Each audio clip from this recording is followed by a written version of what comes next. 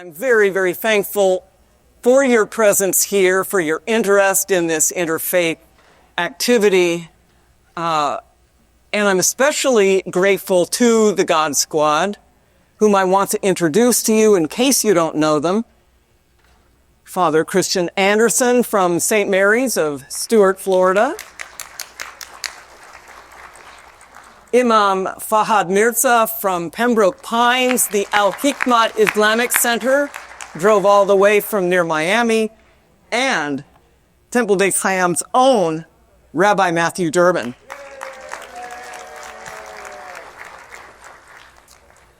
I had sort of hoped that we could do a series on angels, but the God Squad thought that might be too controversial, so they said, let's do it on religious nationalism. True. That is our topic, and our purpose is to explore how religious identity and national identity have intersected in all three faiths, Judaism, Christianity, and Islam, both in the past and in the future, or in the present. We also hope to show how these three faith traditions can guide us out of our current divided state, lead us toward greater harmony in our civic life. What the God Squad will model, and what I hope everyone here will see, is that it's possible to discuss highly charged, complicated, emotionally provocative subjects in an atmosphere of mutual respect, curiosity, and the attentive kind of love. This is through dialogue. It's not through debate. And in spite of my wearing a referee shirt, there will be no declaring a winner at the end of our time together. Basically, I just call foul should any one of the gentlemen go on too long, or should anybody stray too far from the topic. We'll begin by defining terms, then move into a discussion of how religious nationalism has or has not appeared in the Muslim and Jewish world.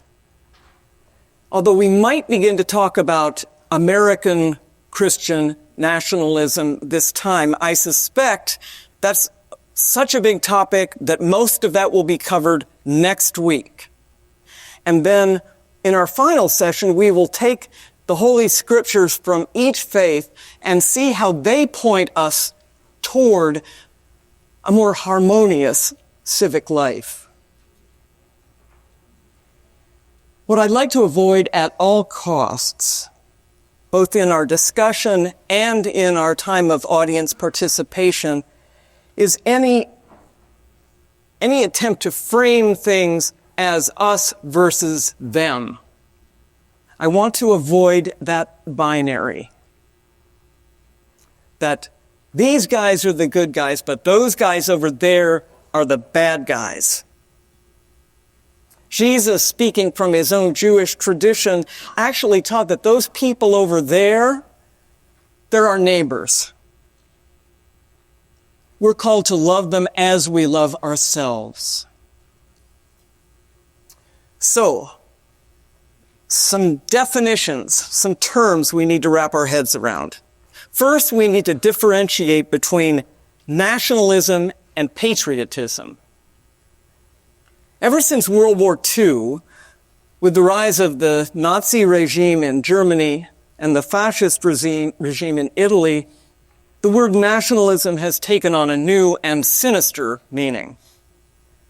Leaders like Mussolini and Hitler twisted the love of one's country into a demand for absolute allegiance, total loyalty to the government in power. Nationalism asserted the superiority of one's own nation over all others. It placed the needs and interests of that country over all others. The general population was encouraged to fear and to hate all those that the government designated as other. all those that were different.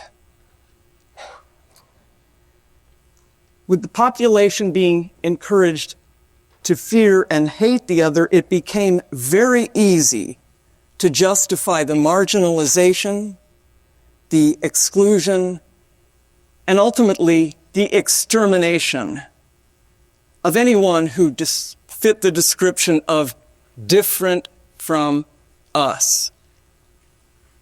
That's what nationalism looks like. Patriotism is different. Patriotism is a love of one's country and a devotion to its ideals and values, but it doesn't pretend to superiority or perfection. It can admit mistakes, correct them, and work toward what has been called a more perfect union. It tends to be more inclusive than exclusive. Pride in one's country does not foster fear or hatred of the other. It seeks to include the other in a sense of larger community. Rather like our former national motto, which was E pluribus unum, from many nations one. If we speak of national identity, pure and simple, that's a neutral term. It's when national identity becomes nationalism that the problems start. During the last century, religious identity and national identity have come together in unique ways, and in some extreme cases, that has led to what has been called religious nationalism. So here's the definition.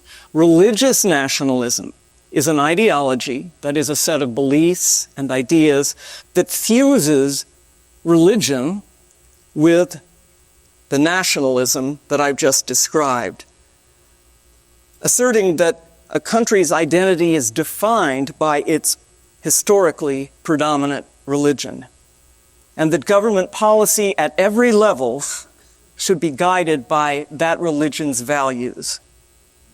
It uses the outward forms and tropes and symbols and scriptures of religion to manipulate people, to sanctify the actions that that government is taking, but primarily to concentrate and maintain power.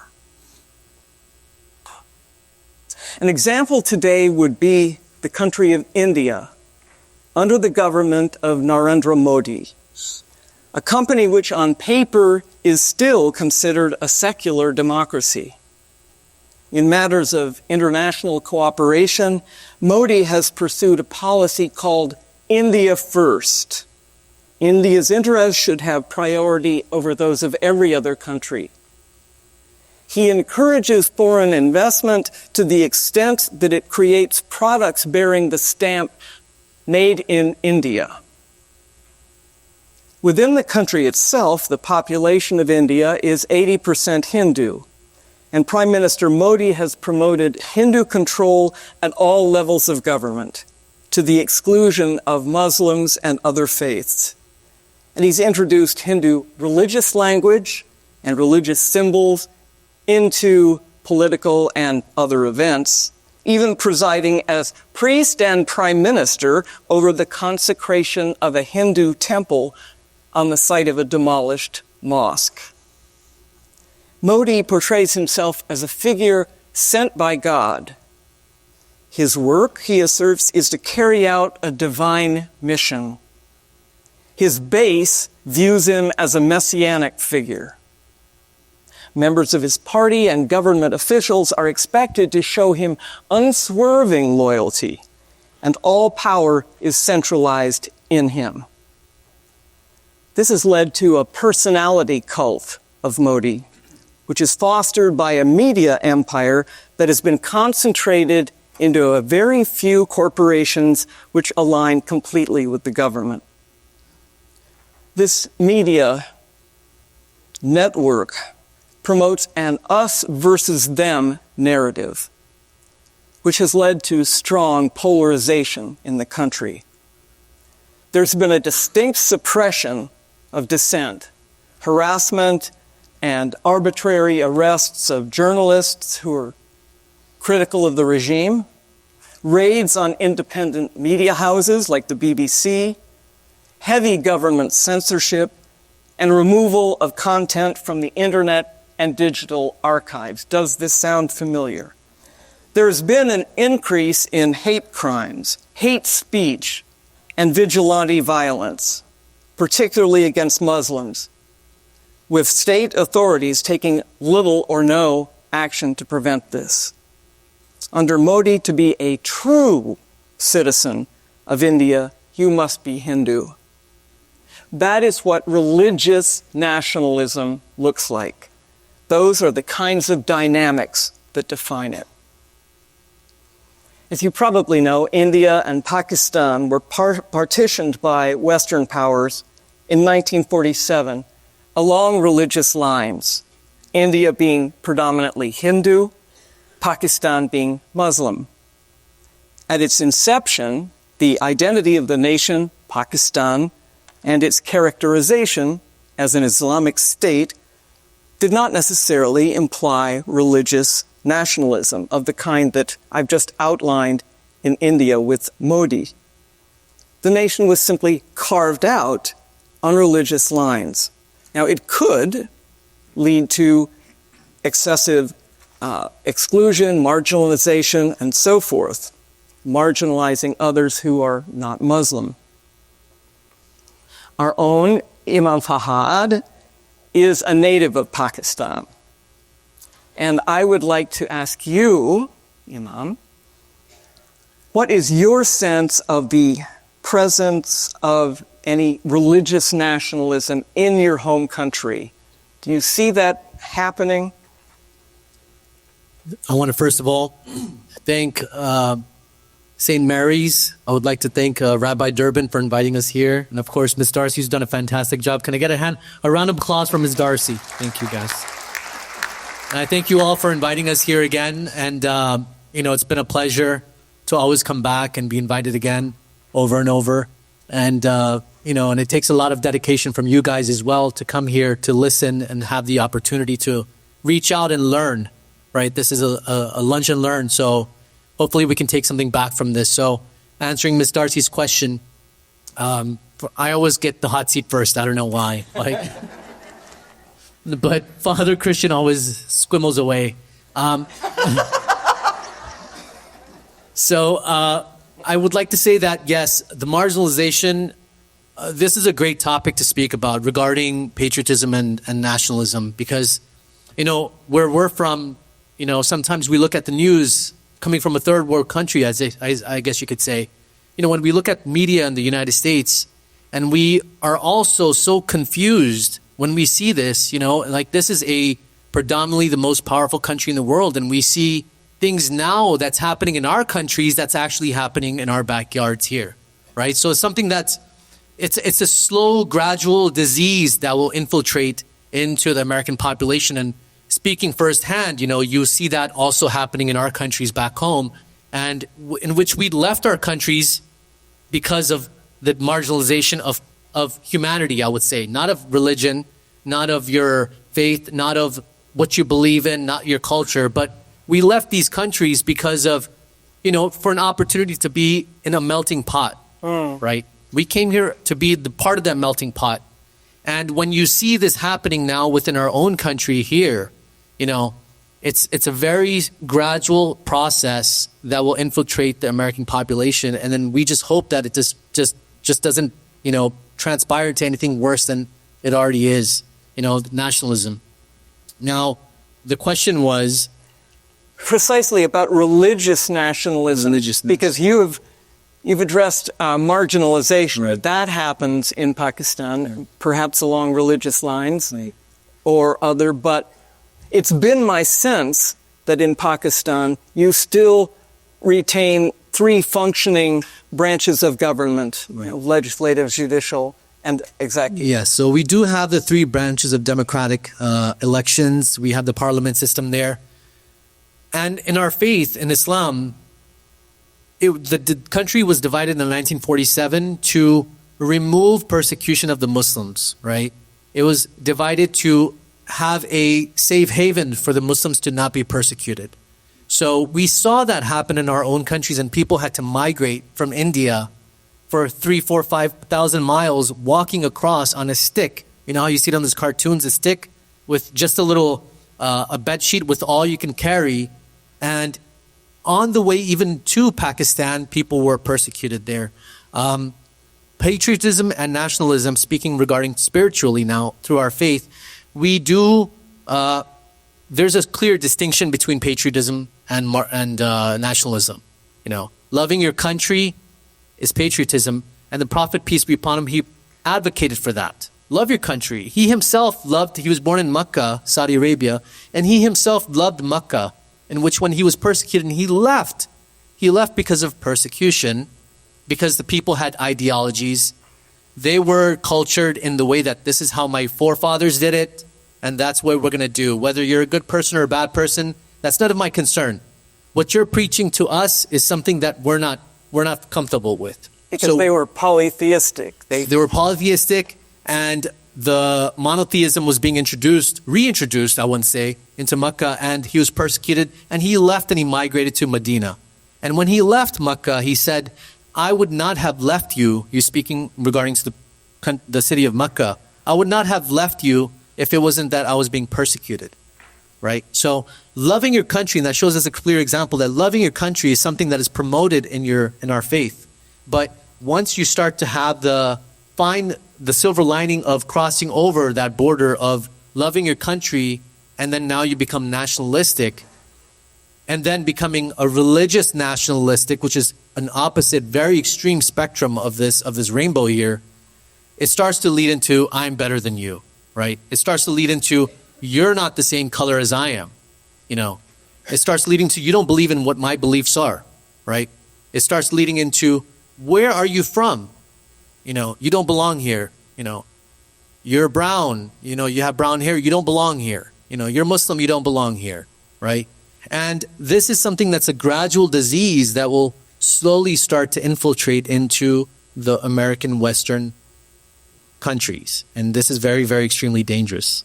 To contrast it, what the situation is in Pakistan, which is still a democracy and functions as such, parliamentary. Let's look at, for example, Iran or Afghanistan. Both of those would be examples of a rather pure religious nationalism, correct? Right, absolutely, Ms. Darcy. So when you do have that, you know, even within our own population of Muslims, right, in a 225 million populated country like Pakistan, the Republic of Islam, right, it's still like what Ms. Darcy was saying, we still have the 3 branches of government. And the word, and I'm going to say it, nobody jump out of here, okay? We have security here. I'm going to say it. Nobody jump. The Sharia law, right? Nobody jump, okay? So it's extremely, it's defined in such a negative manner in what the media portrays, right? I follow Sharia law. I follow Sharia law because I'm Muslim, right? And within the Sharia law, it basically says that your ultimate loyalty and your governance is in accordance to God's laws, right? I'm not going to fornicate. I'm not going to steal. And within our religion, we don't consume alcohol. There's some benefits to it, it says, but there's more negatives to it. But, you know, so I follow the Sharia law because it's not imposed from the top. It's not part of the Constitution, but your laws are formulated to accommodate the spirit of Sharia law. Right, absolutely. So our laws are governed to ensure that the fundamentals of Islam are not deviated from, right? So our epicenter, our focal point is ultimate loyalty to God. Now, if something is being forced upon me, right? If something is being forced upon me that contradicts my fundamental beliefs, then I would have a problem with it, right? And which is, you know, and again, no one jump up on what I'm going to say, but this is a topic that needs to be addressed, you know, because we're talking about patriotism and nationalism and laws, governance, and movements that are happening in the West. So when you speak of the Sharia law, right, the country of Pakistan and Muslims in general are not allowed to deviate from our fundamental beliefs if the government is imposing that, right? For example, the separation of church and state. Don't we have that here in this country, right? Father Christian can't say, and Rabbi Durbin can't say that there is a difference between that. I mean, there's a clear distinction between church and state, right? Right? Even then, sometimes political figures cannot enter on a church or a synagogue stage and promote themselves as, you know what, you have to vote for me because these are my beliefs. Although that is changing. Right. That is now a little bit of a gray area now. Pulpit is no longer sacred. It used to be that you lost your tax-exempt status if you began promoting the candidate to vote for from the head. But that's changed. So that's the tendency then is toward religious nationalism in this country, unfortunately, right now. But if, like, for example, Afghanistan, Ms. Darcy mentioned Afghanistan and Iran, those are countries that only they promote tribalism, right? And those are countries that have gone to the extreme of promoting religious nationalism, right? So even then myself, being a Muslim, I'm fearful to go there. I'm fearful to go there because I don't partake in that type of law. I don't partake in that law. So this is a country in which it's just governed by religious nationalism. And by leaders who are supreme powers, correct? Right. So there's no democratic system there. It's basically what I say goes, right? So that's not what Islam teaches. Islam does not teach us that the Sharia law, the law of Islam, has to be imposed on people. It's not for that reason. And that's the reason why Pakistan was created. And you'll find that in a lot of even Arab countries, you'll find majority of Arab countries, I would say, that are nationalistic, you'll find that there's a marginalization of people. But majority of the world, of the Muslim world, is not. We don't follow. Like now you hear, oh, I'm going to Dubai. You hear Dubai. It's one of the most safest countries in the world. You leave your cell phone on the top of the car, and 6 hours later, that cell phone is still there. Wow. Because people know that that's not the Sharia law. You don't go stealing people's phone, right? But an American might steal it. Well, I doubt that over there because the first thing is just don't steal. The second thing is that these are the consequences of stealing. So if you're thinking about it, that's not a good thought, right? Yes. You might use it for that you would feel comfortable going to a place like Afghanistan with the way that they approach Sharia law. Now, is this getting to one Sheikh Shapayat, you're creating that for father figure, what you would say is that sometimes, and this is, I think, what we're raising up here, the problem of religious nationalism is there's always context of culture, and that culture will actually triumph over the religious view. It will infect the interpretation of the scripture, and so that's just man does that. So our culture and our human tendencies to infect the way you interpret the scripture, ways you might interpret Sharia law, and you would say, so the way that women are treated in some countries, perhaps less about the Quran, and it's more about the culture, my patriarch that's coming in, misogynistic views. So in a place like Afghanistan, you're reading the same Quran, with the same Sharia law, or you're saying you'll safe there because the culture of tribals has infected absolutely book of religion, which to now affect the way book government book together. Absolutely. You just nailed it, Father Christian. Thank you, Father Chris. Well, that's just a shot at Sheikh Shah. As I always hit because I was always concerned, I think, from this community where people would bring up things about Islam that they were very concerned about. And then Sheikh Shah would just address, say, need to separate to, unfortunately, the history of mankind for a lot of countries.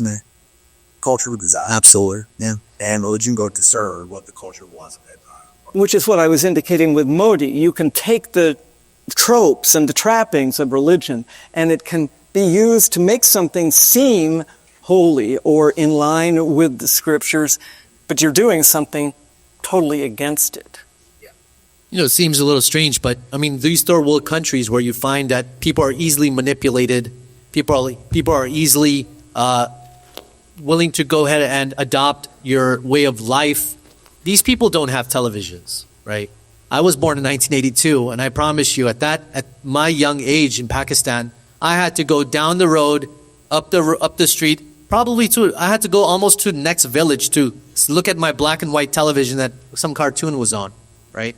So we don't have that. The meat that was cut, there's no refrigerator. You got to eat it today. And if there's leftovers, you got to give it to the neighbor. That's the way it goes, you know? And these people that are living in these third world countries, they don't have access to what we have access to, right? So what these people are born with is what they're being given to understand and adopt that way of life. So they don't have that availability they don't have Facebook, they don't have these things. That's Believe it or not, a double-edged sword. I mean, young people today are getting their views and their news from TikTok, Instagram, and so forth, and that can be extremely manipulated and skewed. But I should move us toward Rabbi Matthew, my favorite rabbi. Excuse me for brutally cutting you off. She called a foul on me. I call it a foul. The relationship between Jewish identity and national identity, between the Jews and the land, it's a complicated relationship. Although the State of Israel came into existence in 1948, there was a long, long history leading up to that moment. But the fact that the nation itself, at its creation, was identified with the Jewish religion, in my mind, can't be seen as an example of religious nationalism in the way we've been talking about it with all those negative connotations. I've always heard that the formation of the State of Israel was born out of a need for security and protection of the Jewish people, protection from a world that historically has persecuted Jews and hounded them from one country to the next. In the Torah, God spoke to Jacob about a promised land.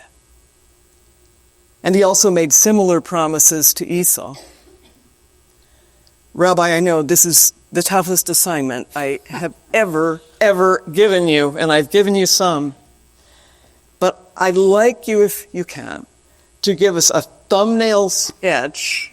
I know, it's getting worse and worse, of the creation of the State of Israel, and whether you see it at its creation as an example of religious nationalism. Heavy sigh. I know.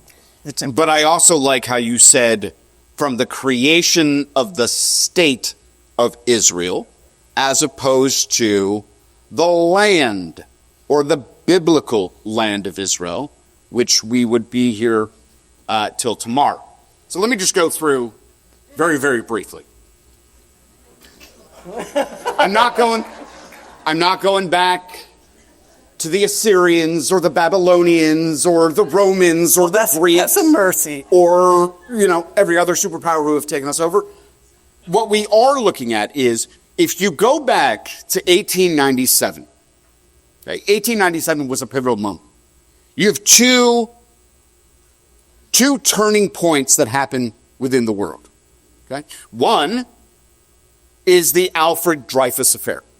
And for those that are not familiar, Alfred Dreyfus was a French soldier within the army and was accused of crimes, later found innocent, but yet the charges still stood, right?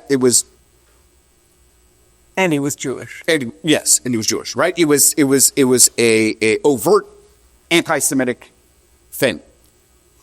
You also have a gentleman by the name of Theodor Herzl. And Herzl comes in and convenes what we call the First Zionist Congress in Basel, Switzerland. And Herzl proposes a national Jewish homeland that will protect and serve as a nation for the Jewish people. Let me also preface by saying there is a big difference between a Jewish state, to which Israel serves today, and a state for Jews. On a personal level, I believe in a Jewish state. I don't believe in a state that is only for Jews. And I'll get into that in a moment. Herzl proposed a land. Uganda, Kenya, parts of Africa, and parts of South America, largely because they were uninhabited, they weren't overly populated, and the Jewish people could claim it as their own. Herzl unfortunately died very young. And what transpired after Herzl was this shift from a Zionist perspective, and I think I need to define that term. Zionism is just the inherent belief that the Jewish people have an inherent right to a land for themselves. It's not political. It's just fact. What happens after Herzl is it moves from Zionism towards cultural Zionism. There's got to be an actual land that we're talking about. So the Zionist Congress came back and they said, it must be the birthplace of the Jewish people. So let's look at it, right? The Bible defines Israel, the borders, so to speak, as Lebanon, Syria, Jordan, parts of Saudi Arabia, Israel, Egypt. It's ginormous. And then the end of World War I. What happens there? The Balfour Declaration, which ultimately says there will be a proposition that says, and I think this is really important for folks to remember, is that there will be a two-state, one Palestinian state, again, 1947, a Palestinian state as well as an Israeli state. Okay? I'm not going political here, or trying not to. Okay? Palestinians rejected it in 1947. Israel, May 14th, 1948, calls the UN and says, we are now a state. So then we see that the Palestinian issue has been put on the back burner for almost 80 years. From a nationalistic perspective, I think for most, or at least I'll speak for myself, I can't speak for all Jews, I believe and I love Israel. However, like this nation that I'm proud to be a citizen of, I love this country. I have such a pride of this nation. Look, growing up, I grew up in a city that lost the World Series. Although we did win it when I was 15. Right? I grew up in a nation in the North, and I was always jealous of this country because of its patriotic pride. There was something about those stars and stripes that were really powerful. Who cares about 2 red bars and a maple leaf? And I think part of it is also cultural, right? I grew up in a melting pot. Friends of mine were Muslim. I had friends that were Jews. I had friends that were Christians. It was a melting pot where we could explore identity. And I think that's the key, is identity. Some of you from Temple, this is an open policy too, if you join us for tour study any Saturday at 10 o'clock, which we hope you can join us for, right? Sometimes we ask the question, what are you? For me, I'm a Jewish American.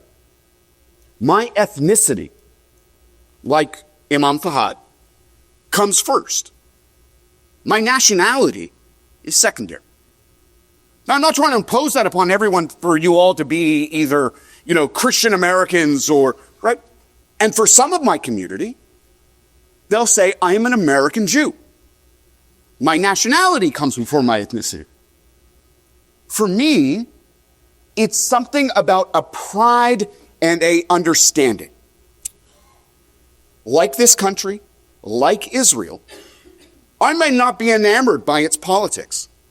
I may not be in favor of certain policies or tactics that are taken. Like this country.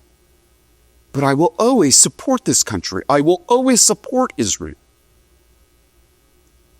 For most Jews, there is a long history with that land.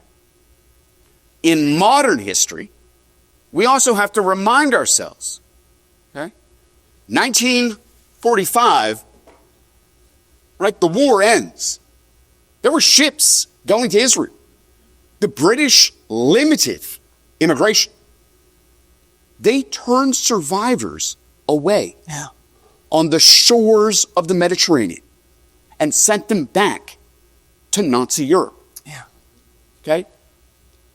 There were a lot of challenges that existed in the land of Israel.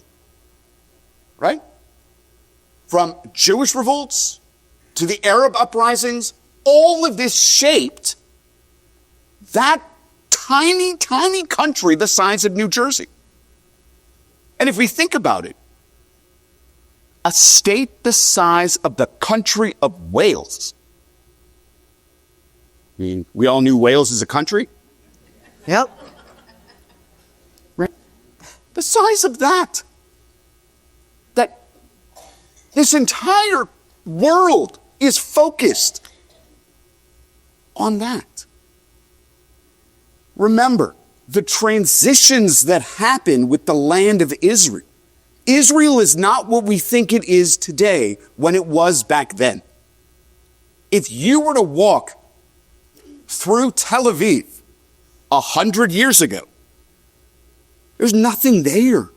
There's a sand dune, right? The Jews came in and irrigated the land. They tended to the fields. They made the deserts bloom. And guess what Tel Aviv is today? Drive 100 miles south, you'll see it. It's called Miami. Okay? It's a built-up city on the ocean. And then you look at the other areas, like Jerusalem. 2/3 of Israelis live in the greater Tel Aviv area. We're talking about a Jewish population of about 7 million people. Okay? For that whole region to be able to coexist with one another. I'll end with just this brief story. You sense that I was... Yes, I know. Darcy and I were like this. I had the opportunity for about 14 months when I was in rabbinical school to live in Jerusalem. I got very friendly with an Islamic gentleman who I took modern Hebrew with. We called UPAM, intensive Hebrew study. And after about X amount of months, we felt very comfortable. So then we went political. And I was really, my eyes were opened to this level of honesty. My parents went to Israel. They'd never been to Israel before. I said to my dad, so what'd you think? What'd you think of this country? Right? It's almost okay. So my dad said, Tel Aviv, Shmel Aviv. He goes, if I wanted to see that, I could have gone downtown Toronto. I could have gone to Miami. I could have gone to LA. But Jerusalem is very different. And I said, what were your thoughts? My dad had said,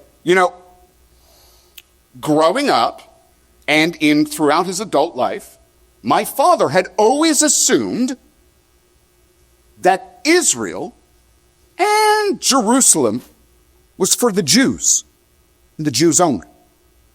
What my father realized when he opened up his eyes, right? They're Arab workers. They're Jews. Christians, Muslims, Hindus, right? Buddhists. There are, every major faith happens to reside in the land of Israel, in the state of Israel. It's just controlled by the state. It's controlled by Israel. I'd never seen my father tear up like that before in my life. And said, I always thought it was for the Jews. And what I realize now, it's for all people. Israel is important. But it also is important for us to recognize it's not about a superiority. And we have this, and this is a long-standing challenge between a lot of faiths, is that understanding, oh, you think you are better than us because your Torah says that you are the chosen people. Look, if we were in Canada, we'd be the frozen people. Okay? But the chosen You're people... Episcopalian, you'd be frozen chosen. Yes. There is a understanding that says that when God spoke to the Jewish people, and let's remember there weren't Jewish people back then, it was the Israelites. When God speaks to the Israelites and presents them God's law, God says, do you accept my laws? The Jews accept God's law. It's not about I'm better than you or I've chosen you. What it says is we are in direct relationship with God. God chose us, we chose God. It's a relationship. There are great times and bad times. But I just want to make that very clear. And I also know how you feel about God choosing Esau as well. That there was to be a Palestinian state which did not materialize. And I know how you feel about the Nakba, the catastrophe for hundreds of thousands of Palestinians. And we live with that problem now. But Darcy, I also think part of the challenge too is how the information is given to us. Of course. Because I'll be honest with you, I'd never heard of that term before, the Nakba. I've only heard about that term 3 years ago when we had our Jewish Film Festival, and it was discussing some of the issues and challenges between the Jews, those living in Israel, and Palestinians living in villages very in close proximity. Never heard of that term before. Right? Listen to a book on audio that said the same thing, that there are some Arabs out there that don't even heard of the Holocaust. Well, that was, forgive the expression, we were born and raised with that understanding, right? So I think it also is about information and how it's disseminated and how it's given. And it's one of the huge problems today is that, as Father Christian has pointed out before, we're being fed a lot of information from Russia and some of the countries who oppose us simply to have us at one another's throats. Yeah. Bot farms, they're called. Right. You've got to think outside of the bot. No, it's you talk about in the church that the devil or the term diabolos, what that the derivation of that word is the great scatterer, the person who scatters humanity. So the devil is a light of unity. So whenever you see times of great disunity, the devil's at work. It's like because we're unified. That's when great things to really happen for humanity. Because we're just unified when we attack each other. We other the other people. And so when you see that happening a lot, you see that in our country right now, and your devil's laughing. And so it's people of faith. How would you respond to that? And especially when the othering happens, then in the name of a nation, of a nationalism, we're careful. But then there's other nations who will seize upon, and you talk to people who are in IC security, national security, that when I go on Twitter, now called X, to get all my information for the horrible abuse I have follow the Cleveland Browns. And I go on this because I could just have I could hear from the players and, all the writers are there. Then I get to see all the other junk that is on there and all of these vociferous voices that will just make these big, bold statements about either religion or a certain political party. or a certain group of people and sect, and they are just there with these lightning rods and all these comments. And I was talking to a person he's in he said, those are not real people. Those are other countries seizing upon the temptations we have of this to disunify America and to just feed into it and have these people who look like importers. They're not real importers. Those are bots that are there trying to other all of us. So the devil's at work. The devil's at work. And so when we're in a tide of this unity, is people are being step back and say, all right, Lord, God, Allah, divine power, what human power is at work here that's making you want to hate my neighbor or you see my neighbor terror? Especially when in a country that is private sold and both. Right. Just one last point returning to Israel. It is a democracy. Mm-hmm. Which should be pointed out, it is the only democracy in the Middle East. However, you would think then that Arab Israelis would have the same rights and privileges that Jewish Israelis have. And would you consider that to be true? For Arab Israelis, or Israeli Arabs, however we define it. Remember, if you're an Israeli Arab or Arab Israeli in Israel itself, living, working, right, you're contributing to the state. Let me also be clear with this.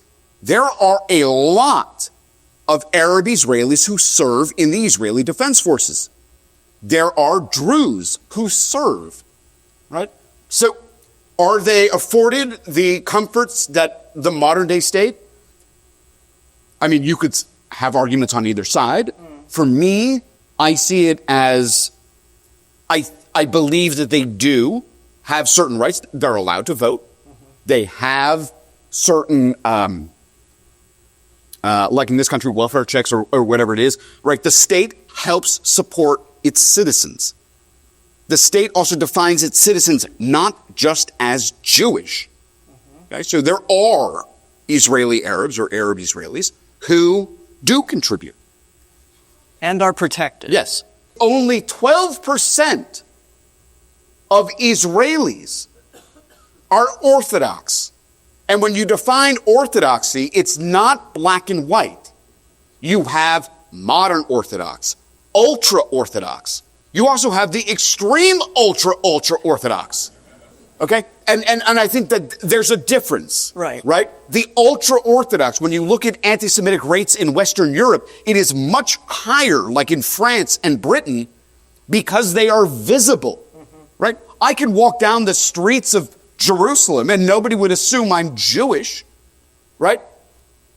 But if I was Orthodox and I happen to be in my traditional garb, right? It's visible. I've got these curly cues, right? My payas, my payot, right? Maybe I wear black kippah, right? And I'm in an outfit. It's visible.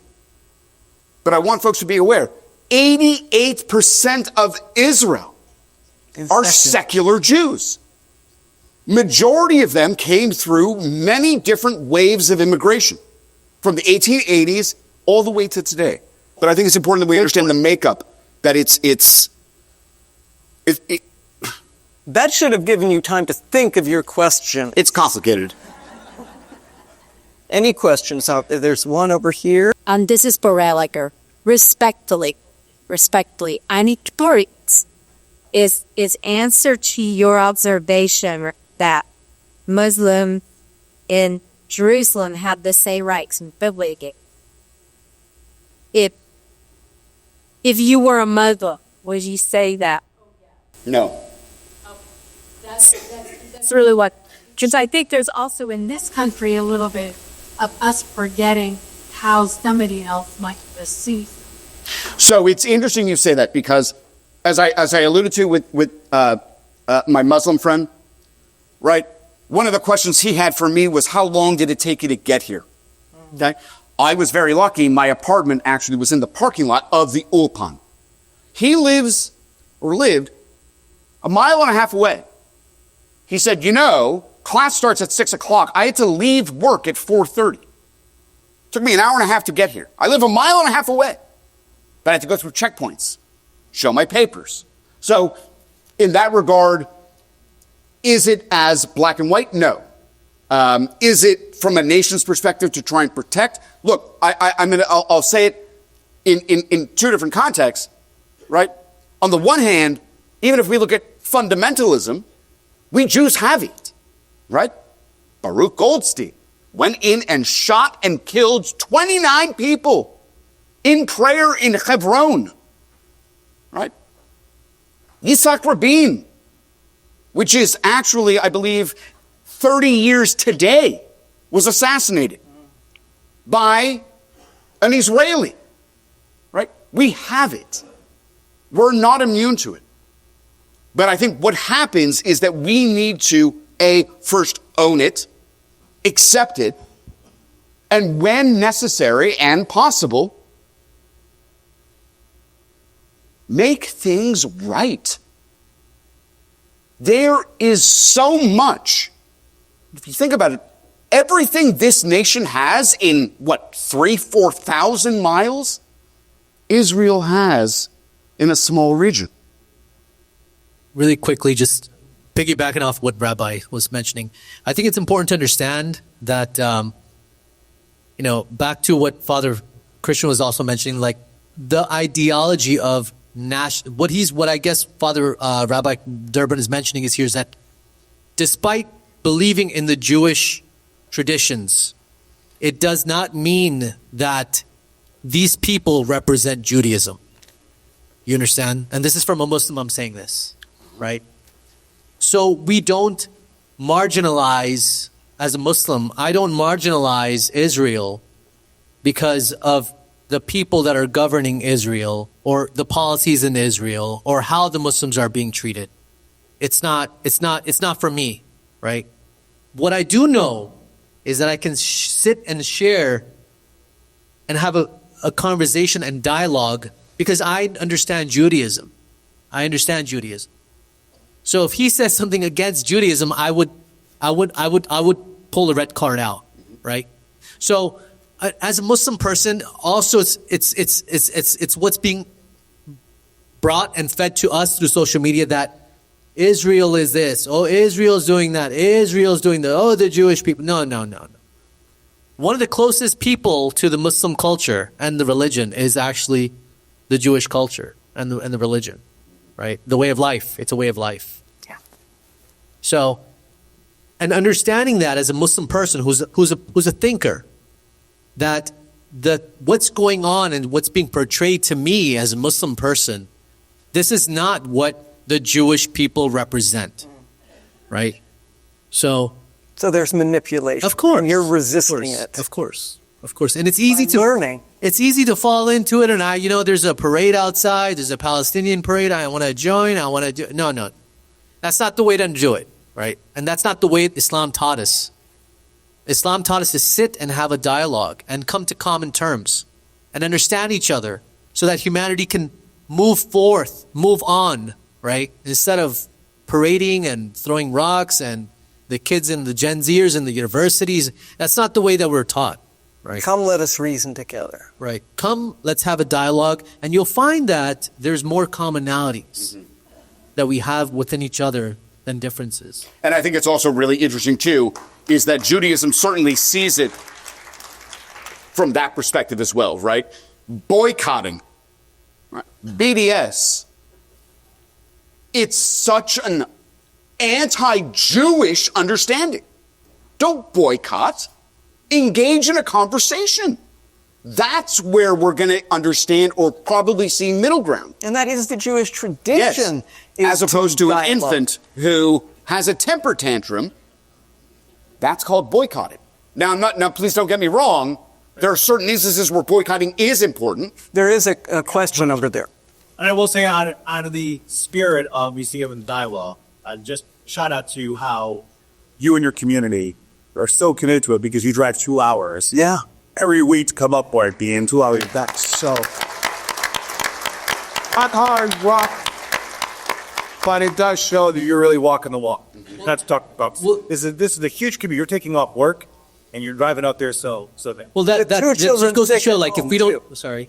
With 2 children sick at home. Right. But that's what I'm trying to say is, like, you have to have these difficult conversations, despite what you think, despite what the media is telling you, right?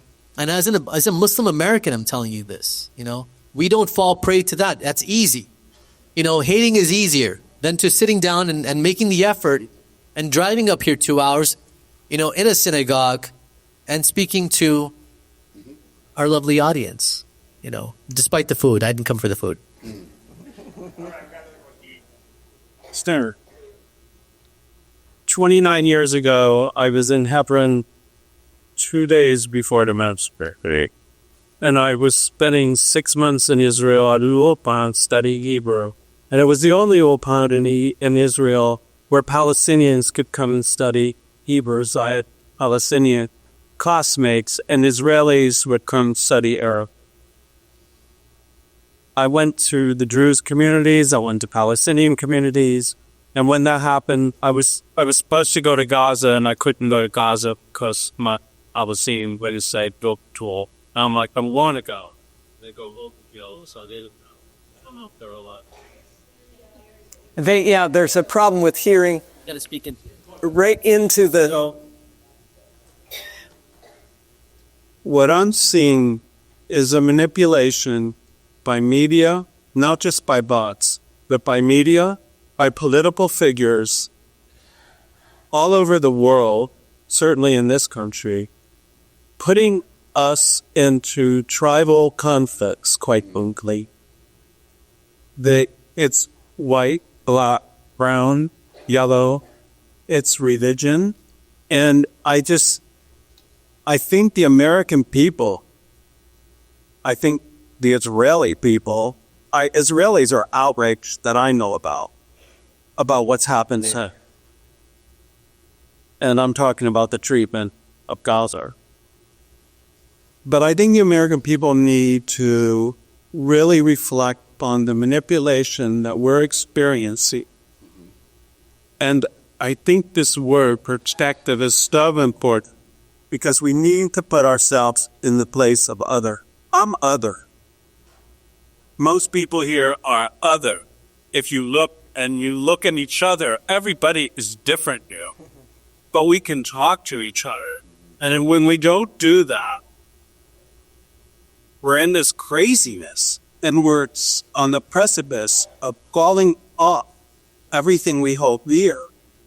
So I don't know how we as people, and maybe this is my question, stand up and listen to each other and reject this politics of division. And so that there is harmony among all religions, and that religious nationalism, as you defined it so well, goes away.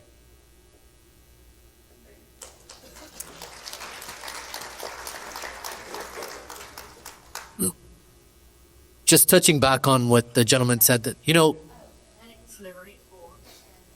Oh, wait, you need a microphone. No, right close to your mouth, Liberty. Gotta eat it. Oh, I just wanted to indicate a project that. Up your mic wall up that. Okay, good. Thank you. We're hearing a lot about conflicts, and we read a lot about conflicts, but we have this organization, and we all believe in very much because we fought and we listen and we talk about it. I wanted to mention that there's really quite a few, the gatherings happening all over this country. I support what for tomorrow's women, which brings Israeli and Palestinian young women working for consisting together in New Mexico. Israel and young women has been taught to hate each other and hate everything that their respective countries stand for. They lead arm in arm. They may be arguing who separatists or other arm in arm, that they lead after a session of HaYam, which is, I think, about 4 weeks, with terribly perspectives. I think that's happening a lot. It just takes a while to sort of come with us. A hopeful note. I think it's also important to recognize, especially when we look at the terminology, the Arabs, okay, that there are Muslim Arabs, there are Christian Arabs, right? There's Druze, there's many others. Because I know just before Eleanor, there's a program that exists in Haifa, for those that are familiar with the country, it's right in the north, right, where Arab children and Jewish children learn English together side by side. There's no division. There's no separation of men and women. Little boys and little girls sit together. They study and learn English together, and they interact together. Only happens in the north, doesn't happen in the south. Okay?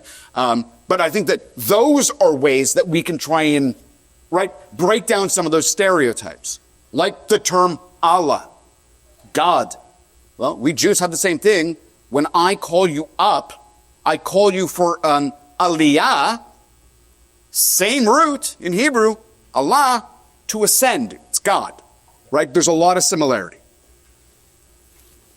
Before it was mentioned about newspapers and how they instigate things, and they do. When the Israelis were first attacked, everybody in the United States seemed to be behind Israel. And then they said, well, 1,200 Jews were killed. And then 3 days later, which is about what we Americans such saying that what we can cope with 3 days of company, 3 days of fish, whatever. It's a question of after 3 days, and it's a mistake. Also, there is 14,000 Palestinians, and that just the brick up going. They provide the fact that the Israelis were held captive for almost 3 years. It is something that at the end services on a Friday night and Saturday morning, we would sing Israeli's national anthem, which I still have to look at words because I had not ever then pressed it. I am an American Jew. However, we are so in tune to what the newstakers say and what the journalists had to say and what television has to say that we've lost our individuality. And I find it easier not to watch television, except for terrifying movies, but just hide away from some of these things. And yet I feel that I'm not doing what I should be doing, or the better way of the world as it was, perhaps. I think part of the challenge too, Eleanor, is in some instances, we're not seeing, and forgive me, the other as human or ourselves. We demonize. That's what I said earlier, that it leads to extermination eventually, because you no longer see a person as human. And there's no personal connection. There's no empathy. I think that's a really big challenge. We'll go on another route here. We're just do one last speaker. I'm just conscious of time. And I'm I'm empathetic with the crowd that we passed our time. So one last question, quick. Either close to not. In your view about all liberals' current invasion is determined to the problem, and could they solve the problem of people able to influence the leadership to do the right cut about peace? a question about Israeli leadership and what the people can do to change that? I think, and again, I'm not trying to speak for Israel. I'll just say it for myself. This is my own personal feeling. What happened on October 7th was, from a prime minister's perspective, you ran on a platform of a safe and secure Israel. You failed your nation. And let me be clear, it's not just one person. He's got a cabinet. He's got leadership. I think the challenge that Israel faced was a terrible PR. Okay? They didn't promote themselves or the situation as they should. And secondly, I think Israel is, or the average Israelis are, through their protesting in Jerusalem and other areas around the country of bring our hostages home. Okay? They stand outside the prime minister's house. And for those that have been to Jerusalem, it is like the center of center besides the old city. King George and Agron, there's the prime minister's house. Okay? They stand there and they lobby and they exert themselves. And I think that's what we're seeing. We see that in this country, whether it be pro-Palestinian or pro-Israeli, right? We're seeing these demonstrations because it is personal, it is emotive, it is connective, it's painful. And Israelis were doing it before the war, protesting against the Netanyahu government. So there. I also don't want to go down that rabbit hole as well. But I think that there is something that says if one is a citizen of a nation, you have the right and you have the responsibility to protect and stand up for injustice. Exactly. That is a note we can end on. Who would like to close us in prayer? Going with Jesus today. No, go ahead, please. Father God, we thank you for the invitation goes out, and you have a packed house of folks who are just so hungry to learn and to growing to be together. This sense of what we're guaranteeing, Steve, is really getting to know the other, being in the room with the other. We get a lot of talk about the other, but how often are we in the room and getting to know its great bread, as this series is called. And so continue, Lord, to work through all of us. Work the speaker, work through Darcy, work through everyone in the great conversations that happen at the tables. Sanctify it all so we can find view in one another.